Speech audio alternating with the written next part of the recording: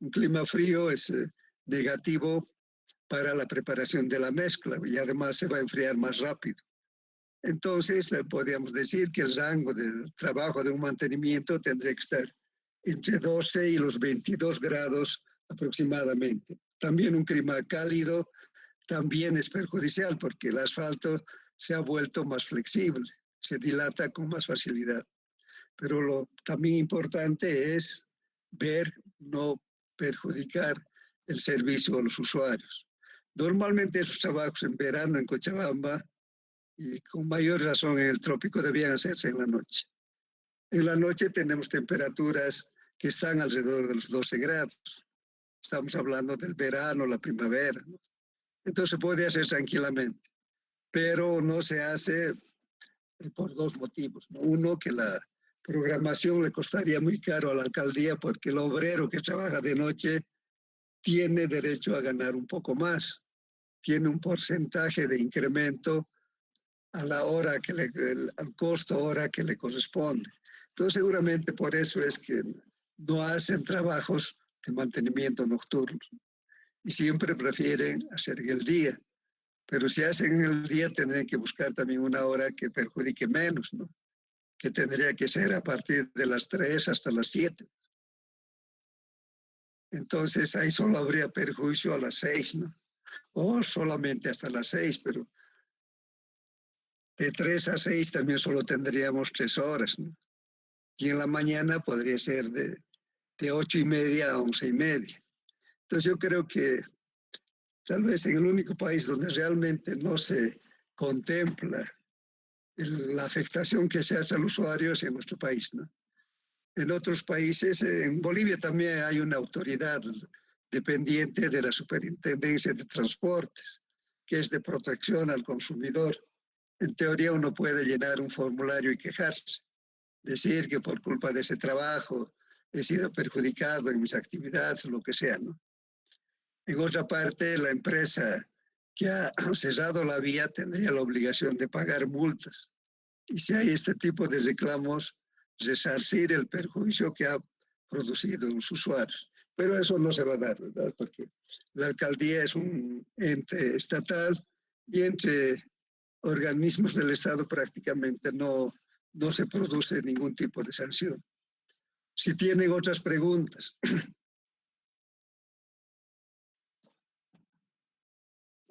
Nada.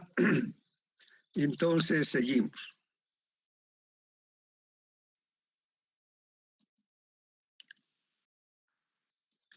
Entonces tenemos que ver la deformación permanente, que en realidad la falla que ocasiona es el ahuellamiento. Va a haber una presión que ejerce la llanta, mientras más pesado, la presión ha de ser mayor. Y esa presión genera esfuerzos de diferente magnitud. Primero, esos esfuerzos se van a impartir sobre la carpeta asfáltica. La carpeta asfáltica, esos esfuerzos distribuye en la capa base y la capa base distribuye en la subbase. Pero de tal manera que cuando llegue a la subrasante, la magnitud de estas cargas debería ser muy baja.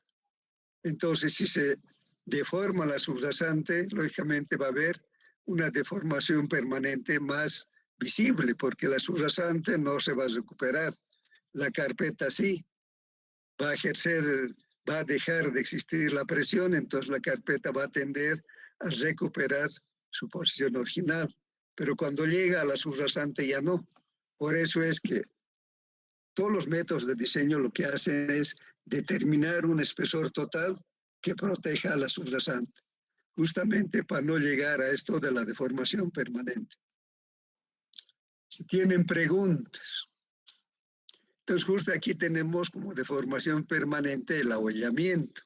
Decíamos que es una especie de canales que coinciden, que son longitudinales además, que coinciden con la posición de las ruedas de los camiones más pesados. Aquí normalmente además la carpeta se va hacia un costado. Entonces aquí vemos visiblemente que la carpeta se ha pateado, digamos, a un costado. Se han producido empellones. Entonces aquí, de acuerdo hundimiento que tenga en la parte central de esta viga que está siendo medido con el flexómetro, se puede determinar qué magnitud tiene el abollamiento.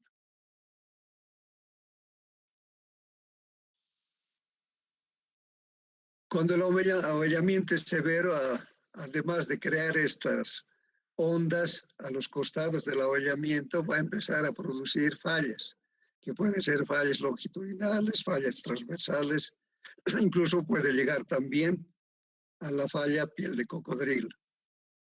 Entonces, esta falla es una de las más frecuentes en nuestro medio, junto con la falla por fatiga o piel de cocodrilo. Eso se da por varias razones. Puede ser que tengamos una subyacente muy pobre, que no se ha hecho el tratamiento correcto, pero también se da cuando la carpeta es muy flexible, digamos, tiene un contenido excesivo de asfalto, entonces se deforma con mayor facilidad. También tiene que ver con la hora en que se aplican las cargas.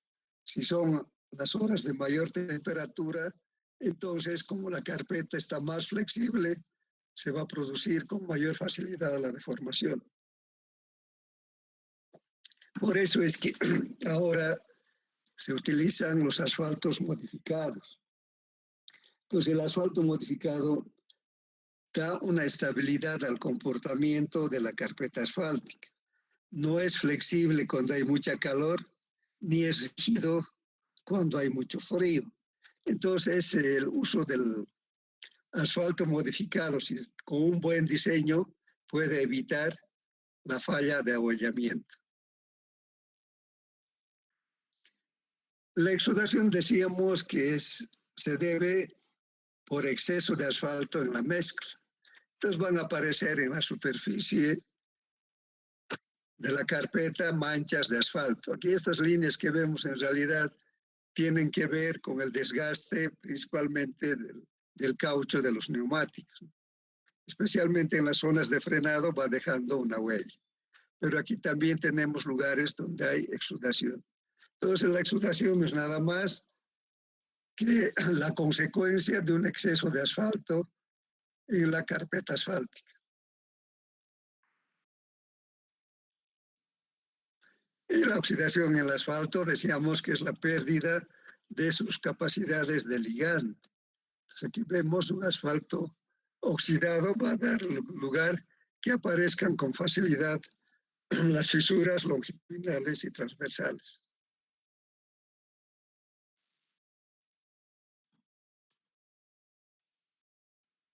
Y hablamos también de esta fisura por temperatura, que es la fisura transversal.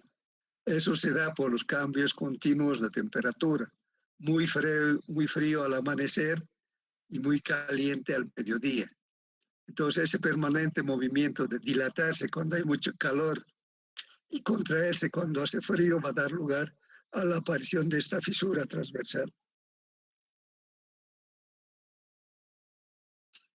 Esas fisuras de reflejo se van a dar cuando tenemos un pavimento rígido que ha tenido un recapamiento con pavimento flexible. Si no se pone un filtro, un medio de separación entre las losas del pavimento rígido y la carpeta que viene encima, en la carpeta se van a marcar las líneas que corresponden a las losas. Como la carpeta se va moviendo, entonces va a hacer que se calquen las fisuras y las juntas del pavimento rígido. Por eso es que cuando se hace una sobrecarpeta de asfalto sobre pavimento rígido, hay que utilizar normalmente una geomalla de alta resistencia sobre las losas de hormigón para evitar que las juntas y las fisuras se reflejen en la carpeta.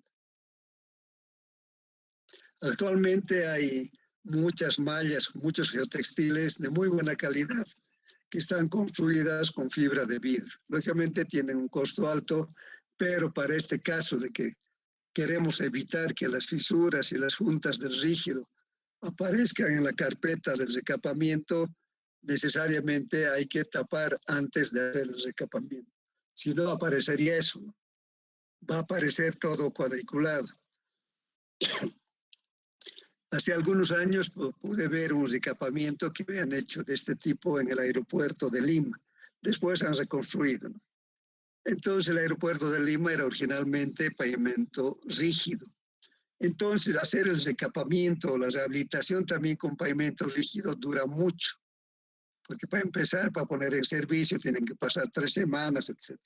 Entonces habían tomado la decisión de ponerle una carpeta asfáltica.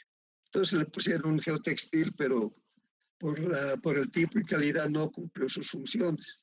Entonces parecía que la superficie de la pista tenía losas de concreto asfáltico, ¿no? Porque se habían reproducido totalmente. Pero eso no les interesaba mucho a ellos, porque Lima es una ciudad donde no llueve. Entonces el riesgo cuando aparecen estas fisuras principalmente es que las aguas de lluvia se entren por esas fisuras y vayan ablandando la consistencia de la subrasante. Entonces ellos lo tenían así, funcionaba bien, pero por esa condición de ser un clima seco, donde prácticamente no existen lluvias durante todo el año. Ya con el transcurso de los tiempos han reconstruido totalmente la pista, además han hecho pistas paralelas.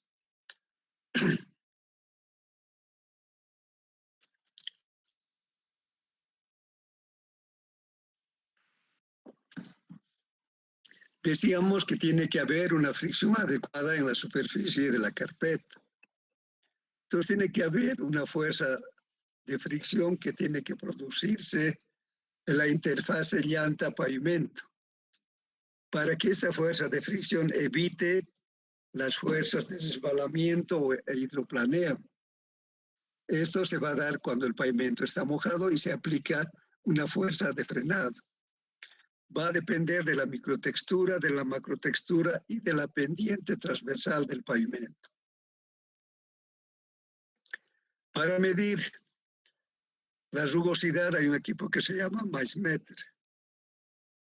La rugosidad, hemos dicho, es la deformación del pavimento en el sentido longitudinal. Hay un método antiguo que sigue siendo utilizado y es muy eficiente, que es el del ciclo de Merlin.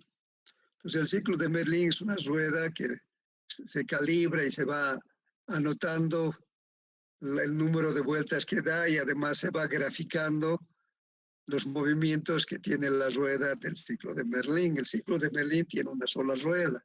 Entonces, alguien tiene que ir empujando. Es un método moroso, pero hasta ahora se utiliza para calibrar los equipos automatizados. Aquí vemos este equipo que tiene una conexión con una computadora que normalmente está en la cabina del chofer. Entonces esto va moviéndose a una determinada velocidad y se va a ir graficando en la computadora la forma que tiene la superficie del pavimento.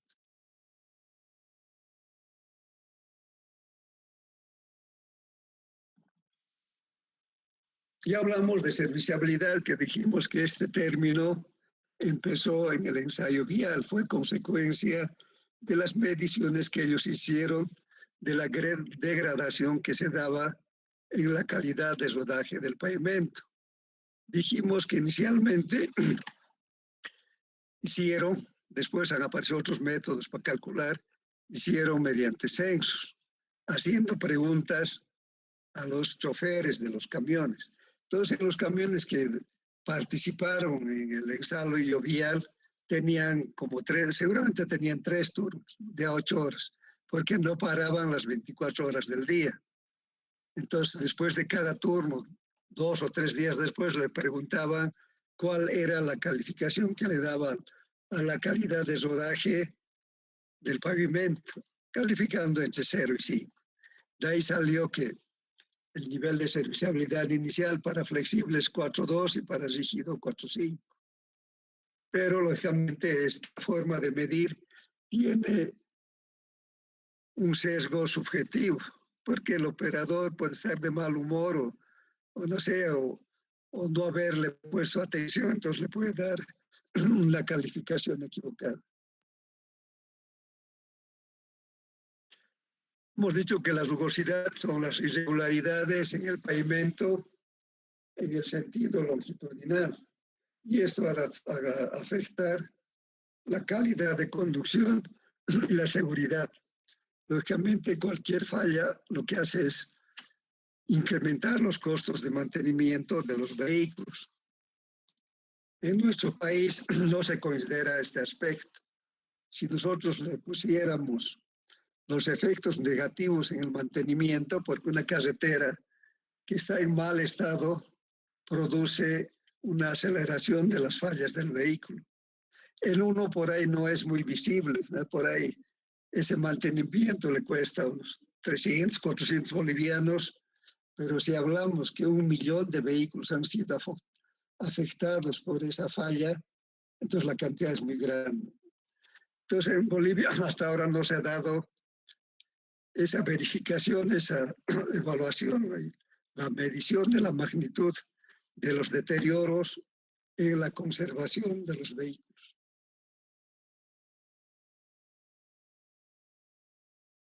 Esta es una vista de un perfilógrafo láser que va definiendo las deformaciones que tiene el pavimento en el sentido longitudinal.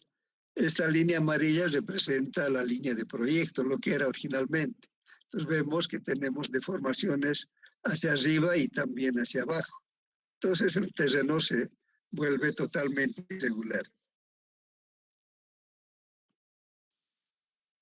También hay un método manual de determinación de la rugosidad mediante topografía, pero también es un trabajo moroso porque hay que ir nivelando cada metro y verlas, y con esa nivelación metro a metro se dibuja las deformaciones que tiene el pavimento en cada eje que se ha medido los niveles.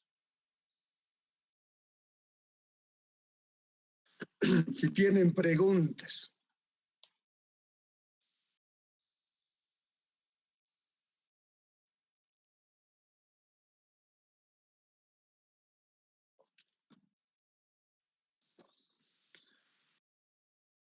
Hay una diferencia importante en la distribución de las cargas si consideramos pavimento flexible o pavimento rígido.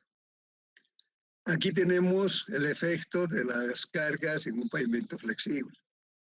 Entonces, las cargas verticales que generan las cargas de los vehículos se distribuyen primero, hemos dicho, en la carpeta, luego en la capa base, luego en la subbase. Lo que nos interesa principalmente son los esfuerzos que llegan hasta el nivel de la subrasante. Entonces se va ampliando poco a poco. O sea, la superficie de contacto de las cargas se va ampliando a medida que vamos aumentando la profundidad. Por eso es que cuando tengamos una subrasante muy pobre, el espesor total del pavimento ha de ser muy grande. En cambio, si tenemos una subrasante con un suelo estable, con un CBR de 15, digamos, entonces la altura total del pavimento ha de ser bastante menor.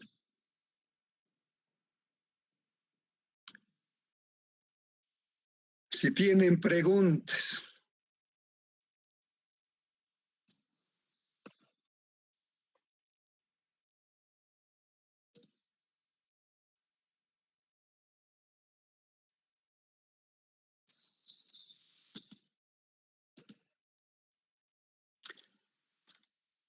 A ver, Misael Fernández. ¿Quién está con nombre de Misael Fernández? Prende tu video.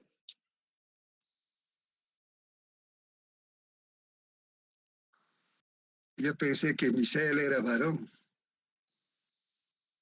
A ver, prende tu video.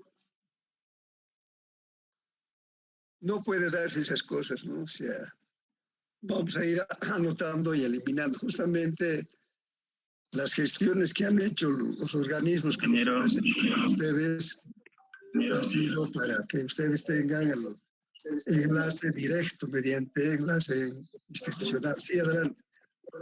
Hola, ingeniero. Perdón, estaba entrando por mi celular para activar mi micrófono. Sí, pero en tu perfil aparecía la fotografía de una muchacha. No creo, Inge. No sé, cuidado, esos cambios repentinos son malos. Lo voy a revisar. Y ahora dime a ver qué comentario te merece todo lo que hemos hablado hoy día. Me pareció muy importante la parte de las deformaciones permanentes, porque, o sea, yo pensé que las deformaciones permanentes se daban por exceso de carga de los ejes de los autos, de los camiones, ¿no ve? Entonces, si se da, no hay una forma de mejorar la calidad de la capa asfáltica para que no se dé esos pavimentos, esas deformaciones permanentes, ¿en qué? Claro, o sea, justamente ahora se está utilizando pavimento o asfaltos modificados. Estas fallas se dan más frecuentemente donde el vehículo hace frenados bruscos. O sea, cuando hay un frenado brusco, además de los esfuerzos verticales de las cargas, se producen esfuerzos tangenciales que no se consideran en el diseño. Entonces, si ustedes todavía se acuerdan, antes de que hagan la rehabilitación de la Blanco Galindo, en cada lugar donde estaba el semáforo había ahollamientos y empellones, ¿sí? Eran unos canales profundos, con empellones muy altos, con ondas muy altas. Entonces, la solución que dieron fue que esos lugares de aproximación a los semáforos los han hecho de pavimento rígido. El pavimento rígido no tiene esa debilidad de sufrir deformaciones con los frenados. Además, como es un material flexible, con el frenado lógicamente va a sufrir más que una superficie rígida como es el pavimento rígido. Entonces tiene que ver con varios factores, ¿no? También tiene que ver las cargas, ¿no? Pues las cargas, o sea, el pavimento tiene que estar diseñado justo para soportar las cargas que van a transitar por ese pavimento. Entonces, lógicamente, tiene que ver con la calidad del diseño, tiene que ver con la calidad de la construcción y tiene que ver con estos efectos que no hemos considerado en el diseño. ¿Algún otro? A ver, Buenas, sí, adelante. buenas tardes. Por todo lo que se ha ido viendo, ingeniero, y demás, ¿es lo más importante el CBR de diseño, ingeniero, para partir? Lógicamente es importante, ¿no? Porque al final con el diseño del pavimento lo que estamos haciendo es proteger a la subrasante, o sea, al suelo de fundación. Entonces es importante conocer su capacidad de soporte y eso en nuestro medio seguimos determinando a través del CBR. Si nosotros le damos un CBR alto a un suelo pobre, lógicamente va a ser un desastre. Entonces, uno de los datos importantes que se debe cuidar en el diseño es el CBR, el estudio de suelos, ¿no? El CBR, los límites de consistencia, etc. De tal manera de tener una información muy clara del tipo de suelo donde vamos a construir el pavimento. Otro dato importante del suelo es el contenido de arcillas. La arcilla es un material muy maleable. Además que es un material que cuando hay humedad absorbe agua y se hincha. Y cuando se seca pierde volumen. Y si tenemos ese juego permanente de que la arcilla crece en volumen, luego pierde humedad y se achica, lógicamente eso va a causar la inestabilidad de la estructura total del pavimento. Una cosa fundamental para el diseño de pavimentos es justamente determinar con claridad las características del suelo. Y el otro tema, lógicamente, es un adecuado estudio del tráfico, de las cargas que van a transitar sobre ese pavimento. No solamente nos interesa el tráfico actual, nos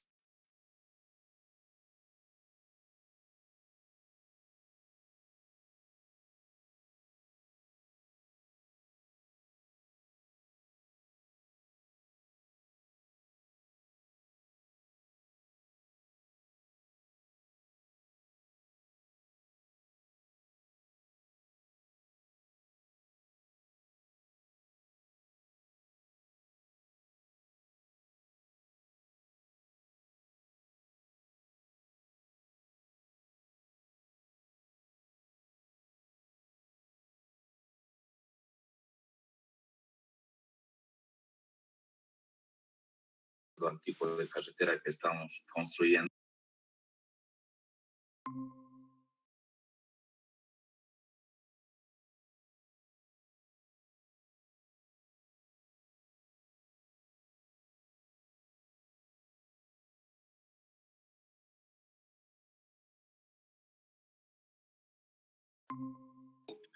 ¿La empresa constructora estaría a cargo de ese tipo de accidente o cómo sería ahí? Claro, si es una carretera en construcción, digamos, en el sillar, ese paso es la responsabilidad de la empresa china, ¿verdad? Si al pasar por ese tramo que está en construcción y está bajo la responsabilidad de la empresa constructora, sí. Pero cuando ya salimos de esos tramos en construcción, en realidad es responsabilidad del Estado. Es por eso que los transportistas frecuentemente hacen paros o amenazan con paros, amenazan con no pagar el peaje, porque ellos tienen una idea clara de que sus vehículos se están deteriorando por el mal estado del camino. Pero cada vez llegan a un acuerdo de que a veces se compromete a hacer mantenimiento más frecuente, etc. Seguramente un tiempo cumplen, pero después de algunos meses o de un año, otra vez regresan a lo mismo. Entonces, digamos, nosotros tenemos un sistema muy deficiente de conservación de las carreteras. Entonces, nosotros tenemos, para empezar, un organismo que de ser técnico ha pasado a ser político. La ABC cuando se creó era un organismo técnico y tiene que ser un organismo técnico. Entonces los ingenieros que trabajaban ahí se daban mediante concurso de méritos, con experiencia, etc. Y además que la empresa un tiempo los ha ido formando, dándoles becas, etc. Pero ¿qué ha pasado después? Que se ha politizado completamente. Si ahora vemos, por ejemplo, la organización del transporte en el país en este momento, la autoridad máxima del transporte es el ministro de Obras y Servicios. Y es el ministro más importante que tiene el gobierno, porque está a su cargo las carreteras, los aeropuertos, los servicios sanitarios de agua potable, la construcción de escuelas, incluso los sistemas de comunicaciones como Entel. Entonces, en realidad es un superministro, ¿no? Y es el ministerio donde más plata se invierte. Si ustedes suman todas las cosas que se hacen en esos rubros, van a ver que realmente es el ministerio que requiere más recursos. Actualmente, ¿quién es el ministro? Es un político que entiende muy poco de ingeniería de caminos ni de cosas técnicas. Lo mismo tenemos los subsecretarios y los directores de transportes. Por hace poco han tenido un problema con los transportistas que pedían que lo cambien, ¿verdad? Al final creo que no han logrado su cambio. Vemos ABC, que debería ser el organismo técnico ejecutor de los temas viales. Desde hace varios años han ido cambiando de un profesional a otro, muy rara vez un ingeniero civil. Al empezar los años del MAS, era un sacerdote con título de abogado, que creo que dejó el sacerdocio y estudió Derecho. Después hemos tenido una licenciada en Economía, una licenciada en Ingeniería Industrial, y actualmente tenemos un ingeniero agrónomo. Entonces, ustedes partiendo de ahí arriba, ustedes se pueden dar cuenta cómo funciona ese organismo. Cuando eso debía ser un modelo de empresa, ¿no? Porque tiene bajo su responsabilidad varias carreteras y tiene bajo su responsabilidad el mantenimiento de un sinfín de vehículos. Han hecho inversiones importantes, pero que no las administran bien. Han comprado equipos de laboratorio de suelos, por ejemplo, que en algunos casos siguen empaquetados, no los han sacado, porque también hasta ese nivel llega la cuestión política. Por ahí técnicos que han sido bien calificados, de pronto los retiran. Y entra otra gente con alguna recomendación política que no sabe nada de lo que se estaba haciendo. Entonces, a pesar de haber invertido, esos equipos hasta ahora no tienen una utilidad. Y es justo porque no hay una planificación adecuada de parte de este ministerio para realmente hacer que sea un organismo técnico. Separar totalmente de la política y que se dediquen exclusivamente a lo que tienen que hacer. Y sus tareas son totalmente grandes y además de una importancia inmensa. Entonces, lamentablemente, los usuarios, que son los transportistas, están sujetos a esa situación, ¿no? Donde como no se planifican, las carreteras en general están en mal estado. Por eso las repara, pero después de una temporada de lluvias, otra vez están mal, ¿no? Esperemos que algún momento se reflexione y realmente se pueda separar la política de la ingeniería.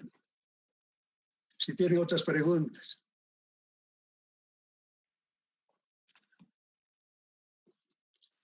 Nada. No hemos escuchado la voz de una dama. A ver, vamos a terminar con eso. A ver, Mardi Carminia, prende tu video y hablamos algo. Sí, hola. Buenas tardes, ingeniero. Prende tu video. A empezar. No está prendido. No está prendido. ¿Está Estoy prendido? viendo aquí. ¿No? Sí, un ratito. Sí, perdón, estaba prendido. Sí, ahora sí está prendido. A ver, dinos algo. ¿Qué impresión tienes de estos temas que son los iniciales para diseñar pavimentos?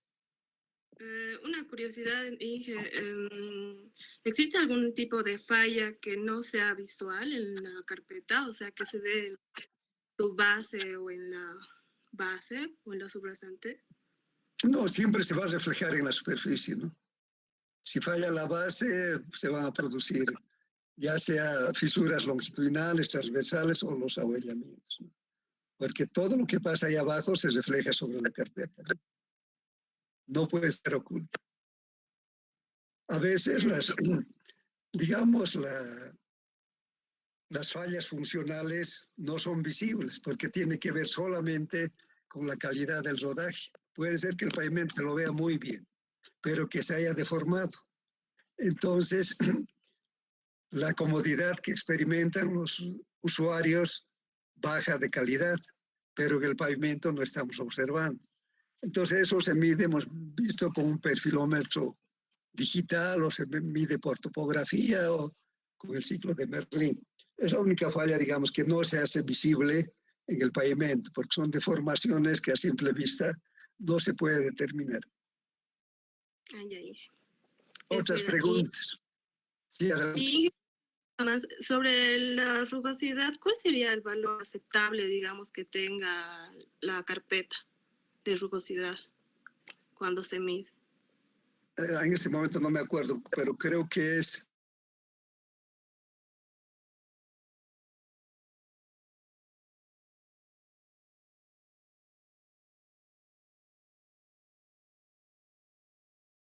decir que la carretera ha bajado su nivel de servicio, pero se mide a través del IRI, ¿no? Actualmente, con buen criterio,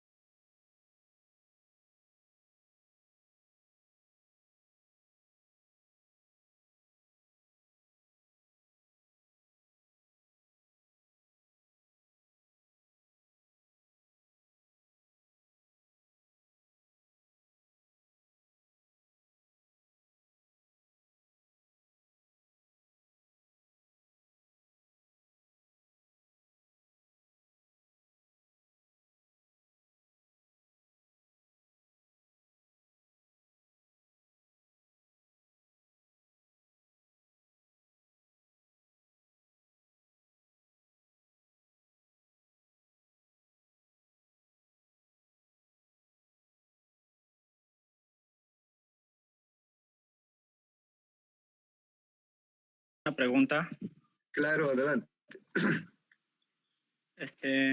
¿Es correcto poner una carpeta asfáltica sobre vías empedradas, por ejemplo? Porque he visto que hacen eso en los municipios últimamente, ¿no? No es correcto, ¿no? Por una razón sencilla. El coeficiente de rigidez de una piedra es alto, no se deforma, ¿verdad? Es totalmente rígido. Una carpeta asfáltica es mucho menos rígida porque se deforma. Entonces no hay compatibilidad entre estos módulos de rigidez de la piedra y de la carpeta asfáltica. Otro aspecto es que el nivel de adherencia es muy baja porque la piedra es lisa. Cuando llegamos con asfalto, con la imprimación, no hay donde penetre, ¿no? Solamente lo que vamos a hacer es pintar la piedra porque no penetra en su interior. Entonces, con esos dos aspectos, los pavimentos duran muy poco y además deberían hacerse solo donde hay tráfico liviano. Esta es una solución que han dado las alcaldías para salir del paso, ¿no? Técnicamente no es correcto, pero digamos por unos años le da un poco de comodidad a los vecinos. La primera experiencia que se hizo fue del cruce de la Angostura hacia Tarata, pero al poco tiempo se vio que las piedras se reflejaban la forma de las piedras en la carpeta, hasta que después han tenido que sacar las piedras, poner capa base y hacer una carpeta como está establecido técnicamente. En la avenida Circunvalación también se hizo una experiencia, ¿no? Se ha hecho la experiencia con pavimento flexible y con pavimento rígido. También la experiencia no ha sido buena por esos motivos. En cambio, con pavimento rígido sí, se tiene un mejor efecto, porque el pavimento rígido tiene también un valor alto de rigidez, entonces puede funcionar bien sobre la piedra. En el pavimento rígido lo importante es que las piedras no se pongan con la punta hacia abajo, sino que se apoye la parte plana en la parte de abajo y vaya hacia arriba las puntas, de tal manera que entre hormigón entre las piedras. Entonces, si se hace correctamente ese trabajo, podemos decir que el pavimento tiene un espesor que va a ser la suma del concreto de cemento Portland más el espesor de la piedra, pero depende de cómo se haga el trabajo. Una de las condiciones es lo que les digo, la parte plana abajo o la parte de la punta hacia arriba, para dar espacios donde entre el hormigón. Si se hace así, va a funcionar bien un pavimento rígido. Pero con el flexible no, porque es fácil de entender, sus módulos de rigidez son totalmente diferentes. Está bien, gracias, Inge. ¿Hay más preguntas? Ingeniero, va a disculpar tal vez haciendo un paréntesis. Quería hacerle una pregunta. En el laboratorio de la facultad, ¿se hace el ensayo de contenido de asfalto y granulometría? Se hace, pues actualmente se hacen varios ensayos con asfaltos, con agregados, etcétera, ¿no? O sea, actualmente el laboratorio está muy bien equipado, ¿no? Bueno, es lo que quería saber, ingeniero, por parte de uno de los alumnos suyos, Fernando Salazar. No, tenemos todo eso. Bueno. Ustedes van a tener también clases de laboratorio virtual, ¿no? Entonces vamos a fijar. Ella me decía que quiere mantener el horario del año pasado, que sería de 8:15 a 9:45. ¿Está bien? Y tiene nota y además es un laboratorio que es obligatorio. Entonces, como no dicen nada, entiendo que están de acuerdo con ese horario. Los días. Ingeniero, para los repitentes igualmente vamos a tomar de nuevo laboratorio. Completamente tienen que repetir. Si antes en las clases presenciales les decíamos que no repitan, era por dos razones. Primero, que tendrían que haber vuelto a pagar los 50 bolivianos que se aportaban. Ahora no tiene costo lo virtual. Y por otra parte, la cantidad de alumnos no daba como para organizar bien, ¿no? Entonces, era mejor que el que ha hecho ya no haga. Pero aquí en virtual se puede formar más grupos. A propósito, en este semestre ha crecido demasiado el número de estudiantes, ¿no? Estamos, creo, con 108 estudiantes. El anterior semestre estuvimos con 80 y algo. Entonces, realmente, ustedes tienen que esforzarse más porque solo aprueba el 50, 60% cuando más, ¿no? Así que pónganle interés. Entonces, mañana les voy a confirmar lo del laboratorio, le voy a decir que ustedes están de acuerdo con ese horario. Entonces seguramente... ¿Puede volver a repetir el horario, por favor, ingeniero? Sí, adelante. ¿Puede volver a repetir el horario? Se me cortó, se entrecortó. Les decía de 8:15, los días jueves para empezar. 8:15 a 9:45, hora y media. Y eso ha funcionado bien el anterior semestre. Y la mayoría han sacado notas altas. Pero la condición es que asistan, ¿no? Tienen que asistir a la totalidad de las clases. Otro horario, ingeniero, no se puede. No, pero aquí todos están de acuerdo. Tú serías el único que no está de acuerdo. Por la tarde no podría ser ingeniero. ¿Por qué? Yo creo siempre que las clases son mejor en la mañana, ¿no? Sí, está bien en la mañana. Está bien, Ya, Inge. entonces, Sí, ingeniero, está bien la mañana. Vamos a quedar en ese horario. Entonces, seguimos el día de mañana. Ya saben, mañana es a 9:45. Que les vaya bien y seguimos charlando mañana. Listo, Inge, Buenas gracias. tardes a todos. Hasta mañana. Hasta mañana.